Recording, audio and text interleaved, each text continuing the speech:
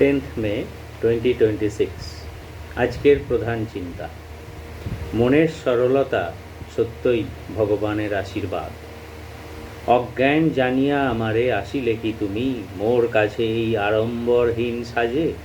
দেখিয়া আমারে কত অসহায়, দিলে কি গো দেখা তুমি এই দিনহীন জনে।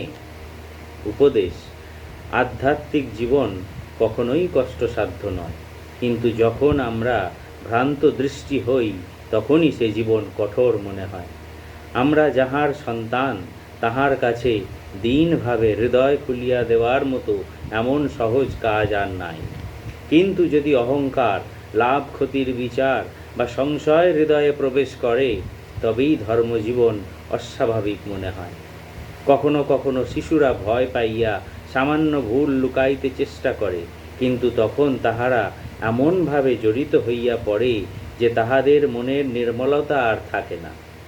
আমরা যদি ধর্মরাজ্যে লাভগ্রস্ত হইতে চাই, তবে জানিও যে সহজ সরল সাধনাই সর্বাপেক্ষা ভালো। প্রার্থনা, হে বিশ্বব্যাপী সর্বপ্রেমিক বিভু, যিনি সকল আশীর্বাদের মূর্ত প্রতীক, তিনি যেন আমার মনকে শুদ্ধ এবং সকল বিজাতীয় চিন্তা হইতে বিমুক্ত করেন। আমি যেন তাহার পূর্ণ আবির্ভূত সত্তার মধ্যেই বিশ্রাম ও আনন্দ লাভ করি।